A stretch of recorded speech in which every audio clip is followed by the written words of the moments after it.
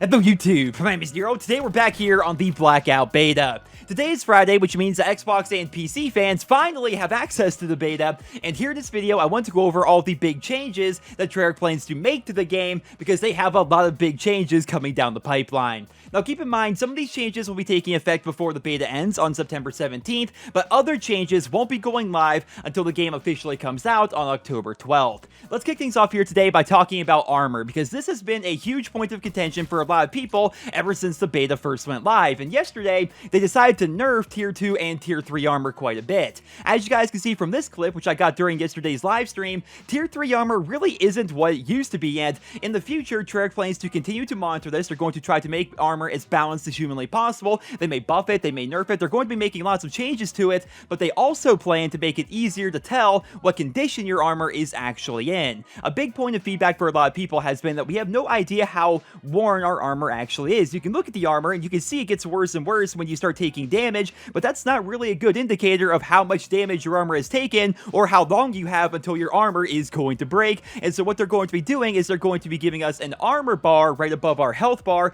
so we can more accurately judge just what condition our armor is actually in. Another big change they plan to make to the game is they're going to make it so it's much easier to pick up items off the ground. One of my least favorite things about Blackout so far, and keep in mind I don't have a lot of big complaints about this game mode, is that when I'm playing I feel like I'm always looking down at the ground. Whether that's grabbing ammo or grabbing perks or weapons or attachments or what have you, I'm always staring at the ground, and you can die a lot because of that, right? You're always looking down instead of looking up and looking for enemies. Well, it turns out when the game comes out in October, they're going to be trying to streamline that process a little bit and make it so it's much easier to pick up items off the ground and much faster, right? I think what they plan to do is they're going to make it so the pickup indicator is going to start appearing on your screen when you're looking up as compared to looking straight down on the ground, which I think is going to be a pretty awesome change. They're also looking to rework and adjust bullet penetration while playing in Blackout, because as of right now, bullet penetration seems to be all over the place, right? Like some buildings you can shoot right through, other buildings you can't shoot through whatsoever. Sometimes you can shoot through the floorboards, sometimes you can't shoot through the floorboards. It's a really weird situation,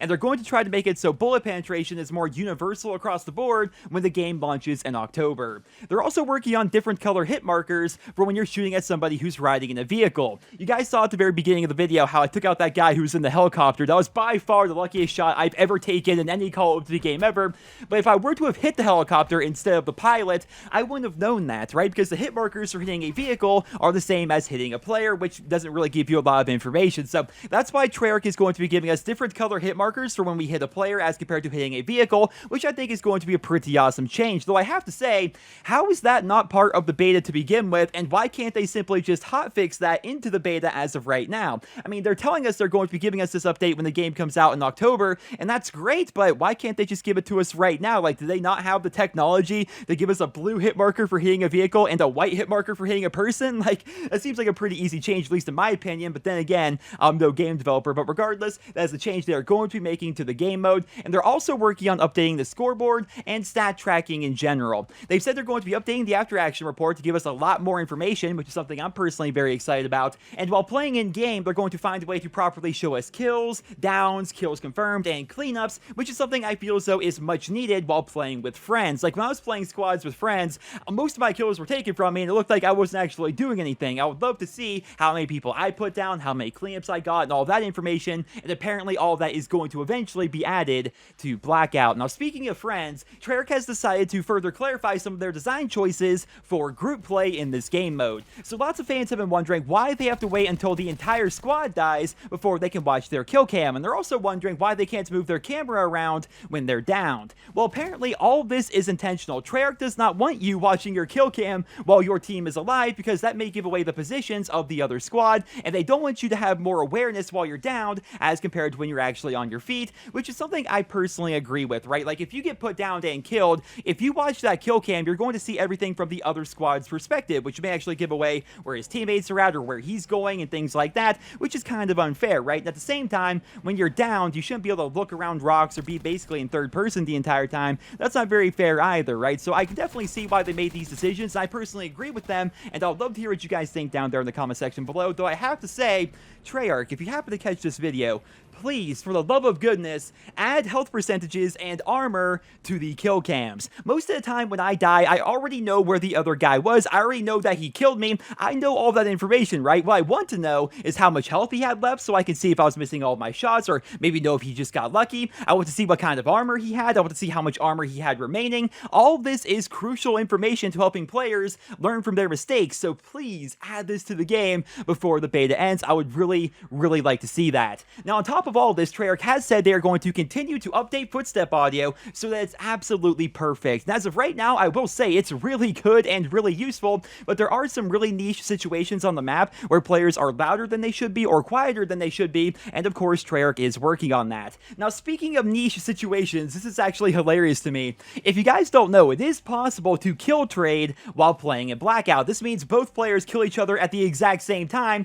and occasionally, this will happen between the final two players, which will result in the game being a draw. Now, for me personally, I've only had one gunfight that resulted in a draw. As you guys can see, I killed him and he killed me, which was really interesting, but we weren't the final two people, right? And that's what Treyarch is trying to fix right now. They're trying to find a way where there's a clear winner and a loser between the final two people in the match, though I'm not sure they can actually do that. If you think about how Blackout works, we have different health values all the time, anywhere between 1 and 200 health. We have 3 different kinds of armor, and that armor can be damaged, so we have so many different forms of damage mitigation that's going on. We have a bunch of different weapons which are better or worse at these different ranges. They all have different kinds of bullet velocity. Kill trading is going to be a thing. It's going to be super rare, but it will be a thing while playing Blackout, and I feel as though if the final two people end up killing each other and getting a draw, that's not the worst thing ever. In fact, I would prefer a draw as compared to winning the vast majority of the time, because it's going to be super rare, and if you get that draw, that's oftentimes going to be much more memorable than if you actually caught the win. So we're going to have to wait and see what Treyarch is going to do about this. I don't think they can actually do anything, but one final thing I would like to bring up here before we end off the video here today: do not cheat while playing Blackout, right? We're talking about draws, now people can actually kill each other, and so if you're thinking to yourself, okay, let's get a buddy from my friends list to join my session, then we're going to hide together and then try to get a draw on each other at the end of the game, I would not recommend that whatsoever, because Treyarch has said time and time again that they will be dropping the ban hammer on players who team up while playing solo, and they're also going to be dropping the ban hammer on people who intentionally team kill while playing with randoms. So if you queue up for duos or squads while playing solo and you start team killing your team to try to take their loot from them, that will get you banned. They've said that time and time again. Keep that in mind, guys. If you want to play Blackout, you are going to have to stay on the straight and narrow, especially while playing with randoms and duos and in squads. But ladies and gentlemen, that's all I have for you guys here today. That is all the information that Treyarch has currently given us about the future of the Blackout beta and the future of Blackout as a whole. But keep in mind, they give us a new update pretty much every single day, so I imagine more videos like this are going to be coming out in the relatively near future, though we only have 3 days left until the Blackout beta goes away. So be sure to get in as much playtime as humanly possible, and be sure to leave your thoughts and feedback down there in the comment section below. What do you like about the mode? What do you dislike about the mode? Especially those of you who are just now playing it for the very first time, leave all your thoughts and feedback down there in the comments. Thank you all so much for listening, and I hope you guys all have a wonderful day.